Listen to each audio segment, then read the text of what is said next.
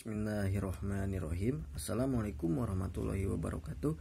Perkenalkan, nama saya Tony Muhammad Prayoga. Saya mahasiswa Fakultas Hukum Universitas Surya Kencana Cianjur dari kelas non reguler semester 2. Di sini saya akan menyampaikan kembali atau mereview kembali atau mengulas kembali materi hukum pidana pertemuan ke-13 yang mana itu lanjutannya di pertemuan ke-12.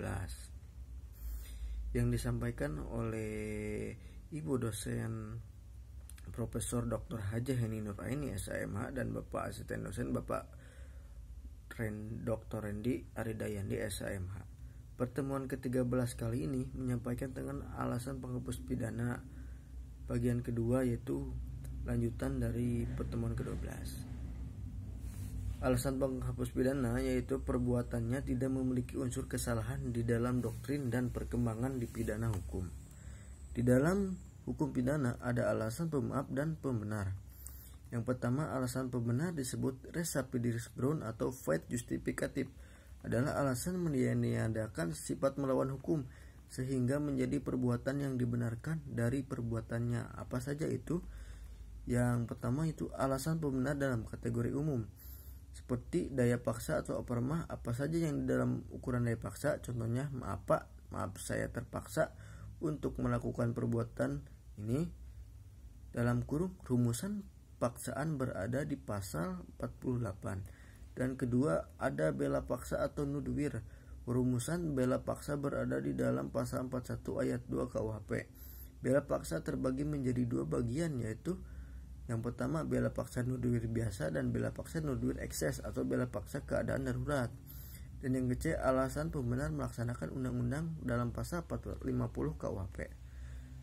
Dan perintah jabatan yang sah dalam pasal 51 ayat 1 KUHP.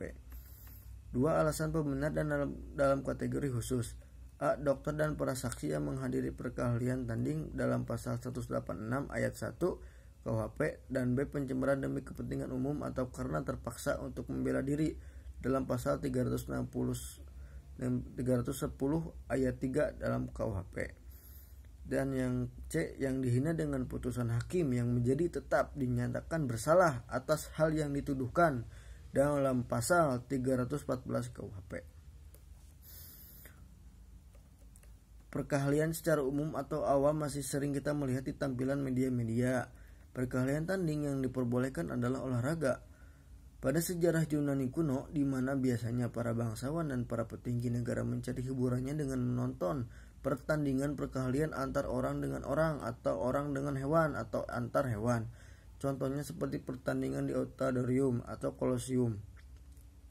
Orang yang paling kuat seperti tentara ataupun rakyat sipil sering ada pertunjukan seperti ini di negara Spanyol atau Ekuador dan di beberapa negara bekas jajahan Romawi kuno dan Yunani. Dan saat ini pertunjukan itu ada di dalam pertandingan olahraga seperti tinju, MMA, di mana pertandingan ini harus ada saksinya dan ada dokternya. Ketika dokter dan saksi atau wasit ada di situ, itu tidak termasuk dalam kategori melawan hukum. Bisa dilihat dalam pasal 146 KUHP. Yang ketiga, alasan pembenar karena terpaksa membela diri.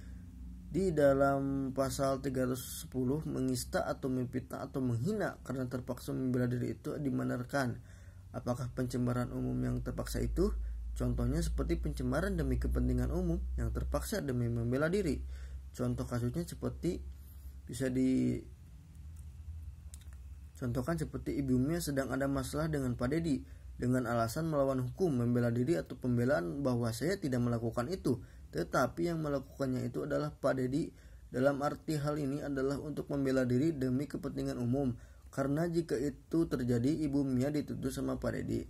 Tuduhannya itu seperti, tuh lihat deh Bu Mia dari Fakultas Hukum mobilnya ganti-ganti terus, korupsi tuh. Padahal kenyataannya Bu Mia itu memakai kendaraan dari aplikasi Grab dan jelas bukan kendaraan miliknya.